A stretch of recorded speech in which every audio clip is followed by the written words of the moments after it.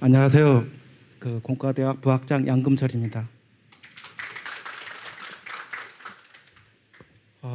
이게 단과대학별로 이 발표를 하다 보니까 경쟁이 되는 것 같아가지고 잘 발표를 해야 된다 뭐 이런 부담감도 있고 그런 것 같아요.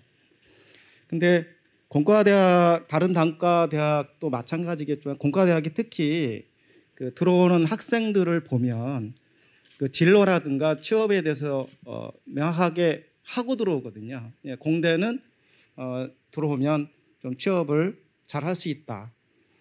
뭐 그런 걸 갖고 있기 때문에 조금 제가 취업률을 단과대학별로 이렇게 분석을 해보니까 공과대학이 상당히 높더라고요. 그래서 이제 그런 것들이 초기부터 들어오는 입학 학생들이 그런 걸 갖고 오기 때문에 그런 것 같습니다. 조금 떨려서 좀 다른 얘기를 좀 했고요. 본격적으로 좀 발표를 해보겠습니다. 저도 이제 목차를 보시면 일단 우리 알아야 될 것 같더라고요. 그래서 공과대학의 어떤 미래사항이라든가 교육의 미래사항이라든가 어떤 목표를 정하고 있는지 이런 걸 한번 좀 살펴보고요.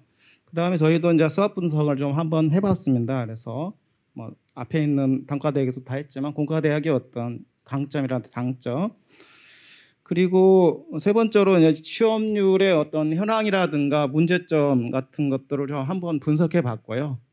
전체적으로 단과대학, 공과대학, 그 다음에 이제 그걸 통해서 저희가 정량적인 취업률 목표를 정했어요. 저희가 결론적으로 얘기하면 한 5% 정도, 기존 대비해서 5% 정도를 향상시키면 전국에 있는 국립대학, 공과대학 중에서는 이제 최상위가 되거든요. 저희가 한 70% 정도 되는데 75% 정도가 되면 공과대학에서는 최상이더라고요. 그래서 그런 5%가 어떻게 나왔는지 요거에 대해서 조금 또 말씀을 드리겠습니다. 그래서 그 5% 향상을 위한 전략을 두 가지 정도를 좀 잡아봤거든요. 그래서 그 내용을 좀 말씀드리겠습니다.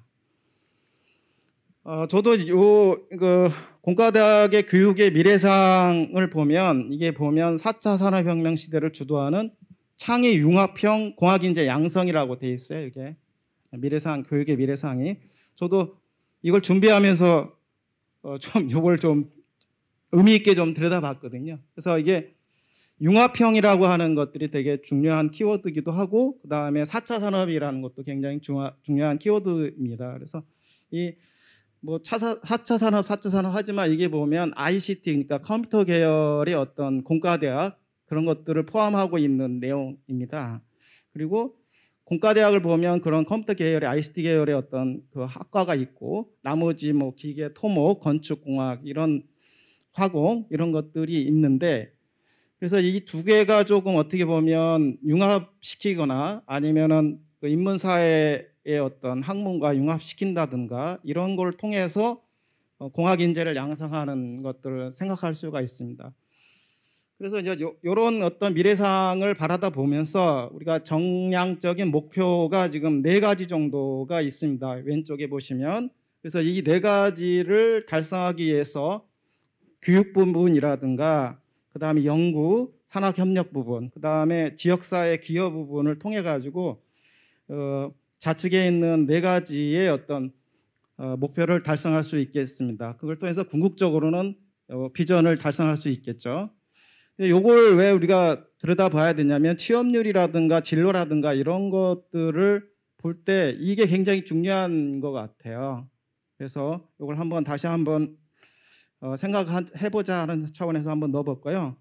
여기서 그래서 보면 목표 중에서 저희가 뭐 여러 가지가 있지만 제2공과대학 신설이라는 것을 하나 넣었는데, 이것은 아까도 얘기했듯이 공과대학에서의 아까 전공 학과 같은 경우가 ICT, 컴퓨터 계열의 ICT, 그러니까 4차 산업혁명을 주도할 수 있는 부분이 조금 다른 기계나 토목에 비해서 다른 이질적인 게 때문에 이런 부분을 묶어서 하는 어떤 단과대학이 있으면서 그쪽으로 그 계열로 이렇게 집중해서 나가는 그런 전략을 하고, 그게 두 개가 또 시너지도 이뤄낼 수 있고 경쟁도 할 수도 있고, 그래서 그런 차원에서 그런 걸 잡아봤고요.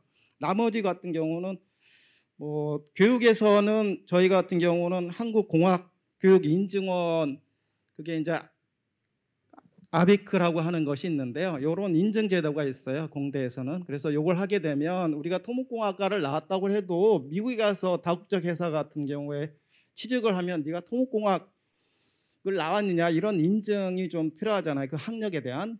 그런데 이제 이 프로그램을 하게 되면 그런 미국의 다국적이나 호주나 이런 데 토목 회사에 취직할 수가 있는 그런 어떤 국제적인 인증, 교육 인증 제도가 있거든요. 그래서 이런 것들을 거의 15년 동안 우리 공대에서는 운영하고 있습니다. 그게 그것뿐만 아니라 뭐 교육에서는 뭐 기사 자격증 같은 건 필요로 하는 거고요. 그래서 그런 걸 하고 있다는 거고, 그다음에 연구 쪽에서는 저희 같은 경우 연구 산학 협력에서는 뭐 R&D 센터 뭐 추가적으로 더 만들어야 되는 부분이 있고, 그다음에 그 지역사회 기여 부분에서는 저희가 지금 공과대학이 부대동 부성동에 있거든요. 거기에 이제 초등학교, 중학교, 초중고가 있어요. 그리고 근래에 이제 그 주변이 공공택지로해서 개발되고 있거든요. 옛날에 논이었는데, 그래서 그런 것도 그 옆에 또 수도권 지하철역도 생기고, 그래서 그가 개발되기 때문에 그 주변에 있는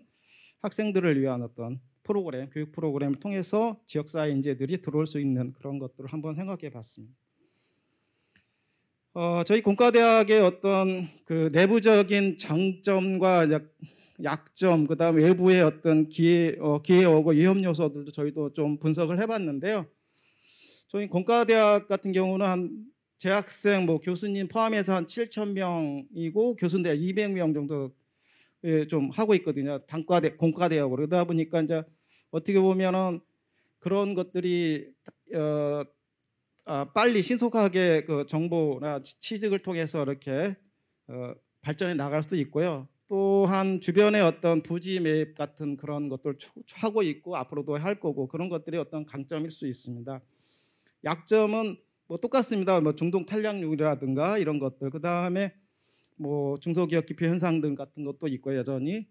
그다음에 외부적으로는 기회를 보시면 아까 부성역이 지하철역, 수도권 지하철역이 부성역까지 있기 때문에 경기도 남부 지역에 있는 학생들 유치하는 데 굉장히 유리하고요. 그다음에 이제 그 우리가 그 충청권의 공공기관 있잖아요. 혁신도시법에 의해서 그 51개의 어떤 공공기관이 있는데 이게 그 지역 인재 의무 채용이 올해가 27%고 무조건 채용해야 되는 것이고 내년에 30%인데 그거에 따라 보면 한 51개 공공기관이 있어요. 근데 그게 공과 계열의 학생들이 취업 유리한 그런 공공기관들이 많이 있거든요. 그래서 이런 것들을 적극 활용하면 기회가 될 수 있는 거고요. 뭐 위험 요인은 똑같습니다. 다른 단과대학이나 마찬가지로 학령 인구 감소라든가 코비드19로 인해서 경제가 위축되는 부분이 있죠. 그게 이제 다른 데에 비해서 이제 이 공과대학은 산업과 관련이 많기 때문에 산업이 위축되니까 취업률도 그거에 따라서 이렇게 감소하는 그런 현상도 나타납니다. 한번 보겠습니다. 이것은 저희가 이제 취업률을 한번 단과대학별로 한번 현황 분석을 했습니다. 저희가 이제 여기 보시면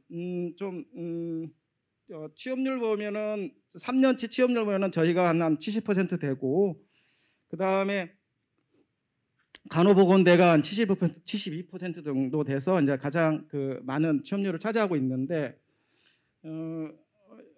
보시면은 제가 여기서 얘기하자고 하려고 하는 것은 저희와 보면 전체 여기 보시면은 4학년 그 취업자 수가 이제 어떻게 보면 1,274명, 전체가 약 3,040명 정도 되는데요. 여기서 차지하는 비율이 이 정도 차지하고 있습니다. 전체적으로. 그래서 이걸 보면 전체적으로 요 대비해 가지고 한 2,000명 정도가 취업을 했습니다. 그래서 저희 공과대학에서 보면 한 70%를 차해서 한 약 890명 정도가 취업했거든요. 그래서 요 전체적으로 요거 대비해서 찾아보면 한 44% 정도가 공과대학의 어떤 그 취업자 수를 차지해요. 거의 약 한 반 정도를 차지한단 말이에요. 이게 무슨 의미를 차지하냐면 저희 공대가 취업률을 약 한 뭐 5%만 올리면 전체 공주대학교 취업률이 한 2% 정도 더 올라갈 수 있는 그런 것들을 좀 얘기할 수 있거든요. 그래서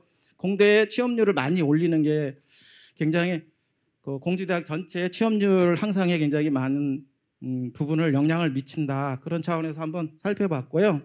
근데 취업률이라는 것도 뭐 질적인 것이 있고 그러기 때문에 이걸 수치로만 얘기할 수는 없는데요. 그렇습니다. 자, 이것은 저희 공과대학의 3년치의 어떤 취업률을 비교한 건데 이게 분석해 보니까 뭐 공주대에 비해서는 한 12% 정도 공과대학에 좀 높다. 그 다음에 이제 코비드19 때문에 아까 산업과 관련이 됐기 때문에 코비드 때문에 산업체가 점점으로 이렇게 굉장히 안 좋잖아요. 그러니까 거기에 기반해서 점점 한 2%, 3% 이렇게 영향을 미치더라고요. 자, 그래서 자, 이걸 통해 가지고 저희는 이제 공과대학에 맞춤형 취업 전략을 좀 전략을 세웠습니다. 이것은 그 뭐 전담 교수 제도인데요. 저희가 공과대학 같은 경우는 이제 그 아까 기사라든가 이런 것들이 굉장히 중요한 자격증이기 때문에 이런 것들이 1학년 때부터 그 이 교수님들이 지속적으로 같은 학생을 계속 지도하면서 4학년까지 지도하면서 진로라든가 취업에 대한 것들을 하고 있다. 이런 것들이 지금 말씀드리는 거고요.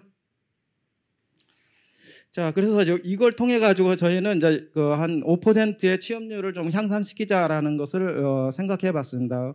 그게 아까도 전남대 같은 경우 공과대학에 한 75% 정도 되거든요. 그게 전국 1위인데 저희도 한 70%니까 5%만 올리면 전국 1위를 할 수 있겠다 생각하고 이 5% 향상을 위해서 두 가지를 좀 생각해 봤습니다. 그래서 한 교수 5제자 취업 전략을 세워가지고 하면 이 중에서 2명, 전공별로 2명만 취업을 시켜도 54명이 돼서 이게 약 4%, 5%의 어떤 취업률을 향상시킬 수 있거든요. 그래서 그런 거 한번 해봤고요. 그 밑에 있는 것은 천안과 아산 지역의 어떤 기업체 수라든가 재직자 수 이런 걸 보니까 다른 데는 모르겠네. 천안 아산은 매년 5% 이상의 어떤 증가가 있어요. 기업체 수도 그렇고 재직자 수도 그렇고. 그러니까 그걸 현상만 유지한다고 해도 5% 이상은 학생들을 취업시키지 있으시 않을까 하는 생각에서 조금 이런 현황도 분석해 봤거든요. 이것은 이제 5%를 향상시키게 한 전략을 좀 구체적으로 한번 얘기해 본 거고요. 내용들입니다. 그래서 이런 뭐 3, 4학년 대상으로 한다든가 뭐 전공 관련 자격증이라든가 어학 능력, 그다음에 인성 적성 준비라든가 그래서 그런 것이 있고 그 아래쪽은 아까도 얘기했듯이 그 뭐 천안시 아들 소재 기업 방문해서 재학생 취업 홍보를 한다든가 그다음에 이제 애들이 조금 그 중소기업 같은 경우에 좀 취업을 좀 꺼릴 경우에 이게 저희 같은 경우는 후목 같은 경우에는 중소기업을 갔다가 경력을 쌓은 다음에 대기업으로 가는 그런 스텝 하는 그런 게 굉장히 많거든요. 그래서 경력직으로 뽑는 것도 많고 그래서 처음에는 이렇게 가서 경력을 쌓고 또 대기업을 더 들어가라 이런 전략도 필요합니다. 애들이 몰라서 처음부터 뭐 현대건설을 들어가려고 하다 보면 힘드니까 그래서 그런 것들을 애들 통해서 이렇게 하는 전략을 한번 세워봤고요. 그래서 이것은 한 분석한 내용입니다. 천안 아산 지역에 있는 주요 기업들을 그래서 여기 보면 천안시에는 삼성 SDI라든가 삼성물산 그다음에 현대제철도 있고요. 아산에는 현대자동차라든가 삼성디스플레이보다 그다음에 뭐 현대제과 같은 뭐 그다음에 현대글로비스 같은 회사들이 굉장히 큰 회사들이 있습니다. 이걸 통해 가지고 저희들이 주변에 있는 그 기업에 취업시킬 수 있을 거라고 생각하고 이상 발표를 마치겠습니다. 감사합니다.